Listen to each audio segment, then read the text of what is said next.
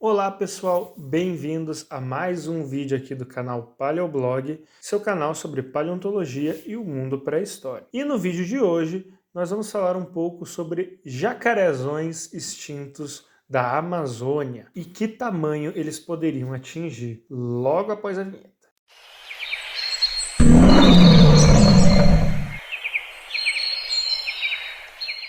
Então aqui estamos com um cenário novo, na verdade estou testando novos cenários, ainda está horrível, falta muita coisa para colocar, tem um negócio vazio aqui agora, o Baby Yoda não está mais aqui, né, ó, tristeza, mas aos poucos a gente vai se arrumando, né.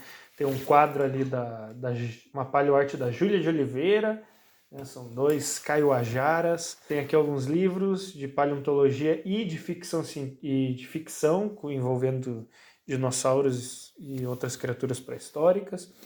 Inclusive eu já vi gente pedindo para falar sobre que livros que eu li sobre paleontologia, que livros que eu tenho sobre ficção com dinossauros, né? Se vocês quiserem eu posso até fazer um vídeo sobre isso, né? Mas enfim, comentem aí embaixo se vocês quiserem. Pois bem, e como já é de praxe, antes do vídeo começar, né, já peço para você deixar o seu like já no começo do vídeo, se inscrever no canal se você não for inscrito, e depois que você ver o vídeo, não se esqueça de comentar e compartilhar com os amigos, etc. Beleza? Vamos para o tema. A Amazônia do Mioceno foi o lar de alguns crocodilianos muito curiosos, principalmente graças ao tamanho que eles chegaram. Nessa época, havia um sistema de lagos e rios aqui ali na Amazônia que era um ecossistema riquíssimo e que permitia a existência aí de alguns crocodilos realmente gigantescos, como é o caso do Purosaurus, que por muito tempo se debateu se ele seria o maior de todos os crocodilianos de todos os tempos, né, conhecido do registro fóssil. E hoje eu decidi vir falar sobre uma nova pesquisa de pesquisadores brasileiros que fala um pouco aí sobre o tamanho do Purosaurus e também de outros grandes crocodilianos desse ecossistema aquático aí da Amazônia da época do Mioceno, certo? Então, essa nova pesquisa, ela saiu no dia 13 de agosto de 2022. Como eu falei, é um estudo feito por brasileiros, né? Um estudo aí de Paiva e colaboradores. E nessa pesquisa, nesse novo trabalho, eles analisam o tamanho de alguns jacarés enormes ali do Mioceno amazônico. Não são exatamente jacarés, mas eu vou chamar de jacarés aqui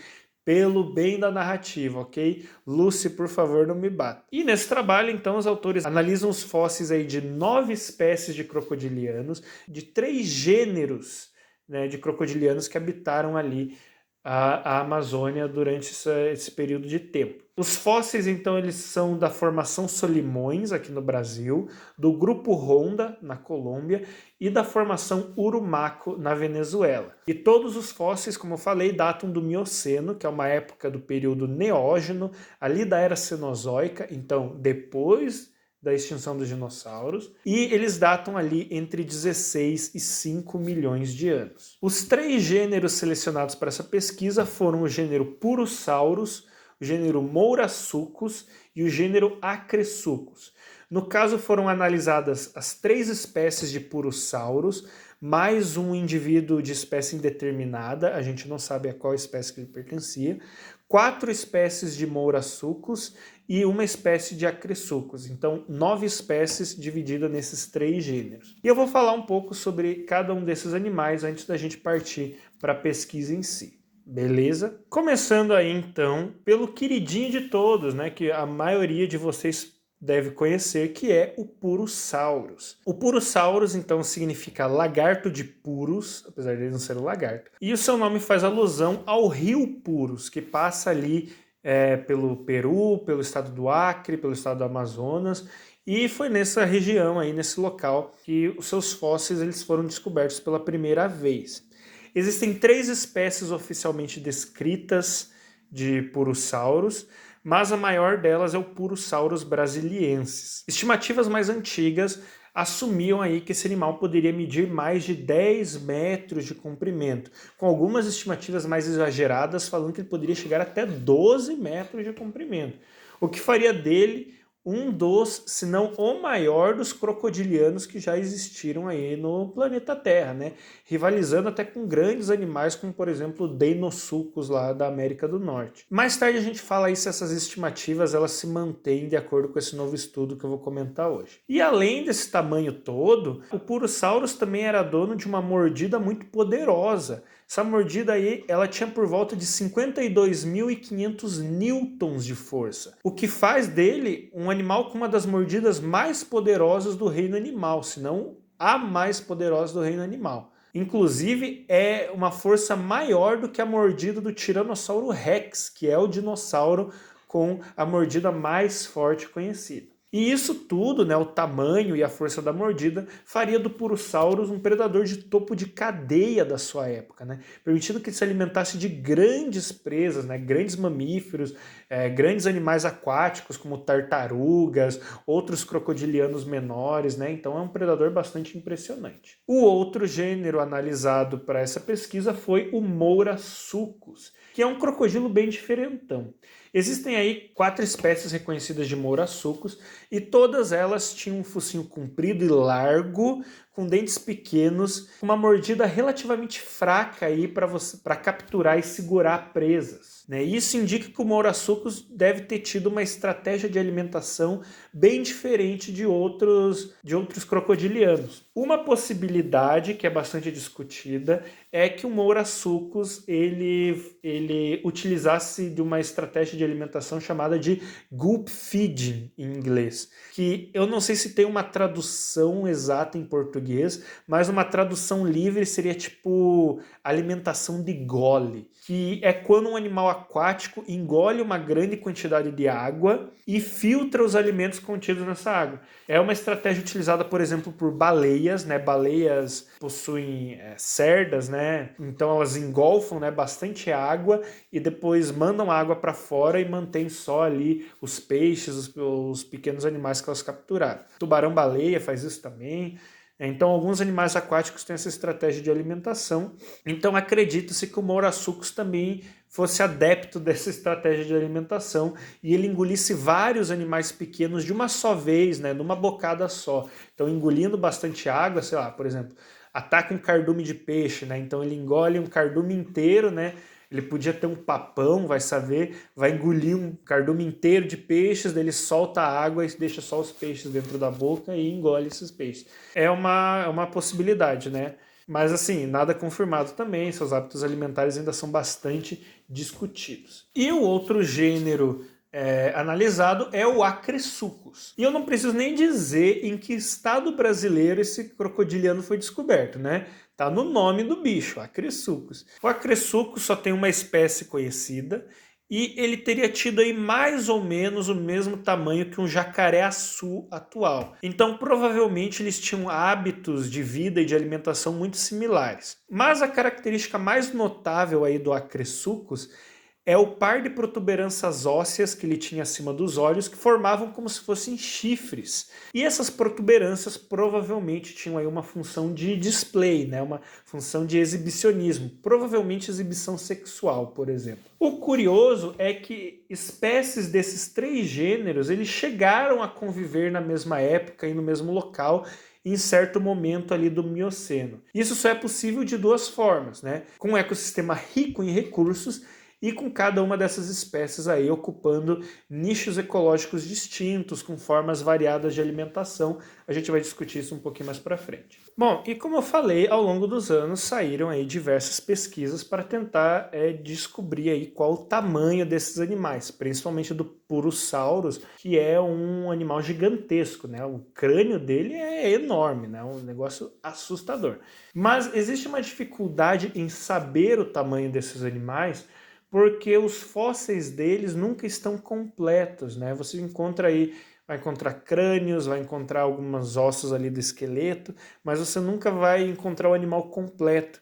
Então saber o tamanho desses animais, o tamanho exato é muito difícil, né? Mas tentaram sair algumas pesquisas ao longo dos anos e agora saiu essa nova pesquisa aí tentando encontrar o tamanho desses animais. Para calcular o tamanho desses animais extintos, o que os cientistas fazem é fazer comparação com crocodilianos vivos hoje em dia, seja comparação com os animais vivos, seja comparação com os esqueletos destes. E nessa pesquisa não é diferente, os autores fazem o mesmo processo, comparam os fósseis desses animais com os dados obtidos de animais vivos para tentar chegar num tamanho aproximado dos crocodilianos. Porque isso é uma coisa interessante dos crocodilianos, é que eles têm mais ou menos o mesmo Bauplan, né? Então eles têm o mesmo plano corpóreo, eles são fisicamente muito parecidos, né? Então se você consegue achar o tamanho de um,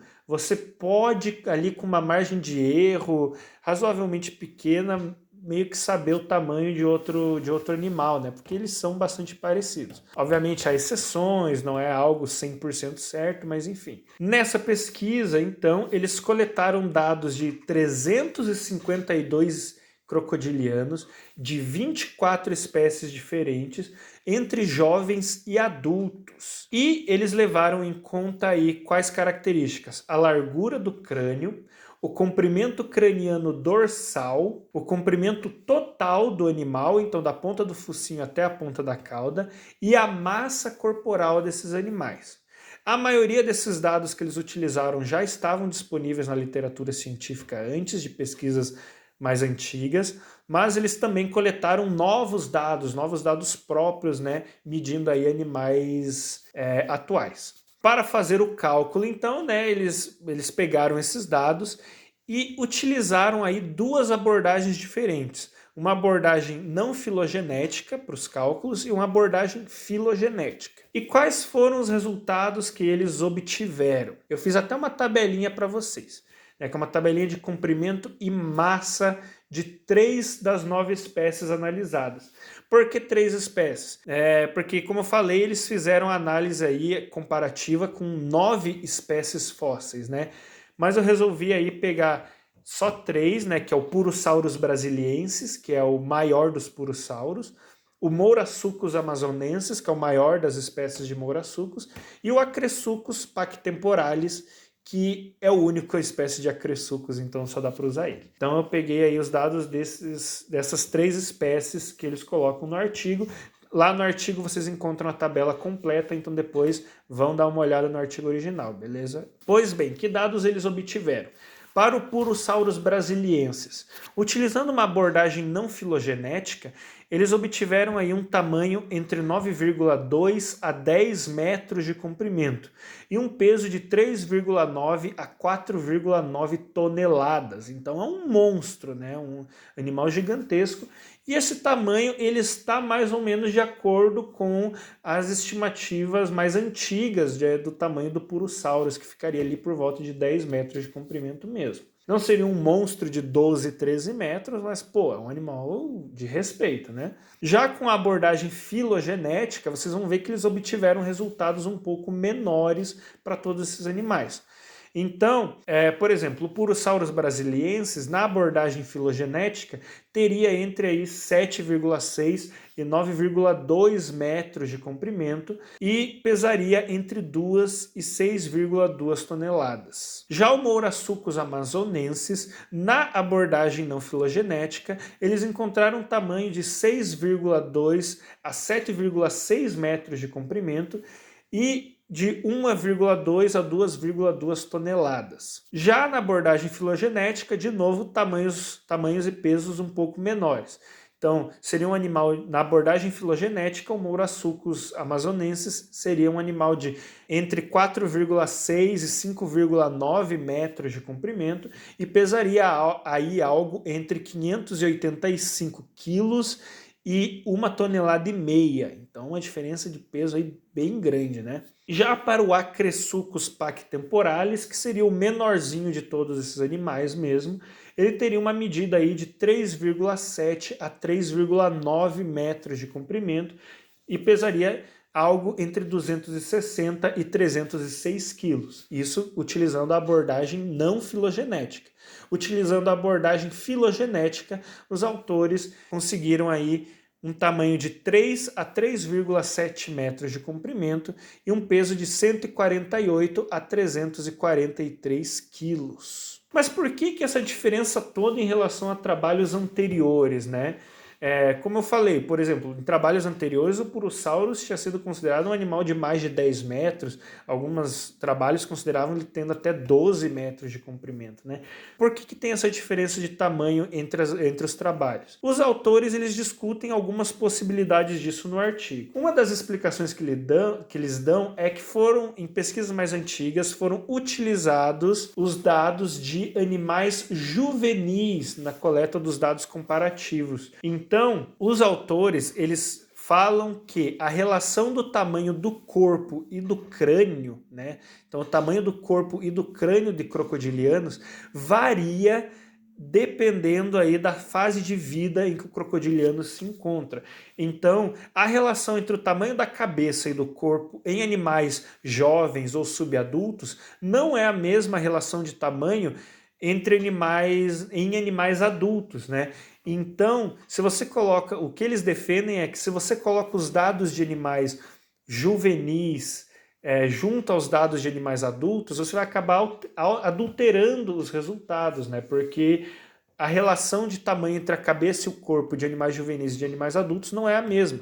E isso pode acabar aí causando alguns equívocos na hora de juntar esses dados para calcular o tamanho comparativo aí com crocodilianos extintos. Por isso que os autores, então, eles defendem que dados de crocodilianos que não atingiram a maturidade não sejam levados em conta nesse tipo de pesquisa, né? Porque pode causar aí um resultado equivocado, enviesado. Vocês também devem ter percebido aí que há uma diferença significativa entre as medições das duas abordagens, com a abordagem não filogenética produzindo estimativas maiores e até mais próximas de antigas estimativas para esses animais, enquanto a abordagem filogenética produziu aí resultados, estimativas menores para esses animais, tanto em peso como em tamanho. Isso acontece porque cada uma dessas duas abordagens tem suas próprias qualidades, mas também suas próprias limitações. E os próprios autores discutem na conclusão do artigo que o tamanho real desses animais estaria aí num meio termo entre os resultados de ambas as abordagens, né? Então pega aí os resultados da abordagem não filogenética e da abordagem filogenética, o tamanho real desses animais deveria estar entre os resultados dessas duas abordagens, né? Deve estar aí num meio termo, de acordo com os autores. Outra coisa que eles comentam no artigo é a ecologia desses crocodilianos, né? Para os autores, a ecologia dos crocodilianos ela está relacionada com o tamanho que esses animais podem atingir. Provavelmente os 3 gêneros analisados eles tinham hábitos e alimentações diferenciados. Então, por exemplo, o Purosaurus era um animal mais lento e mais forte, com uma mandíbula poderosíssima, que era adaptado para caçar grandes animais, né? Animais de grande porte. Então, grandes mamíferos, grandes animais aquáticos, tartarugas enormes, né?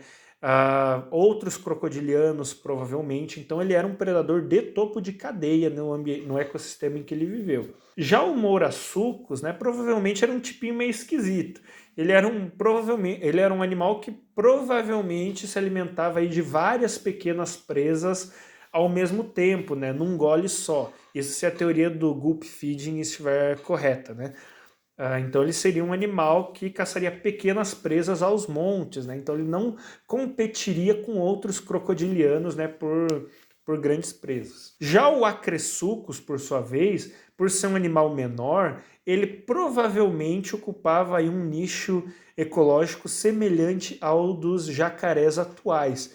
E ele seria mais generalista, se alimentando de tudo um pouco, de peixes, de animais terrestres, tudo que ele conseguisse agarrar aí, né? E assim, essas 3 espécies conseguiriam coexistir num mesmo ecossistema, né? Se alimentando de presas diferentes. Então era isso, pessoal. Era essa pesquisa que eu gostaria de compartilhar com vocês. Eu espero que vocês tenham gostado desse vídeo. Se gostaram, deixe o seu like, se inscreva no canal se não for inscrito. Nós temos vários outros vídeos aí no canal que vocês podem assistir, que tem temática de paleontologia e do mundo pré-histórico. Não se esqueça de compartilhar com os amigos e comentem aí embaixo, né? O que vocês acharam dessa pesquisa. E não fiquem chateados. Eu sei que tem algumas pessoas, principalmente aí pessoas mais jovens, ficam muito chateadas quando saem pesquisas aí que tiram, que desmonstrificam os animais pré-históricos que elas gostam, né? Quando colocam penas em dinossauros, né? Ou coisas desse tipo. Você aí que é fã do Purosaurus, não fique chateado. Não é porque o Purosaurus não mede 13 metros de comprimento que ele deixou de ser um animal incrível. Pô, é um jacaré de 10 metros de comprimento, né? Provavelmente, então, tipo, ainda é um animal muito impressionante, né? Então não fiquem chateados aí. E deixem aí nos comentários também sugestões de vídeo. Quem sabe aí no futuro eu faça a ideia de vocês não virem um vídeo aqui no canal, né? Se eu tiver tempo de fazer, claro. Mas é isso. Muito obrigado pela atenção. Não se esqueçam de ler o trabalho original se vocês tiverem interesse, né? Vai estar aí na descrição do vídeo. Confiram os outros vídeos do canal e até uma próxima. Muito obrigado por ter assistido esse vídeo até aqui. Se gostou, peço que deixe seu gostei aí embaixo e que compartilhe com os amigos. E se sinta livre para deixar seu comentário, dúvida, sugestão ou correção aí na seção de comentários. Também não deixe de nos seguir nas redes sociais e de acessar o nosso blog para ler mais matérias e notícias sobre a paleontologia.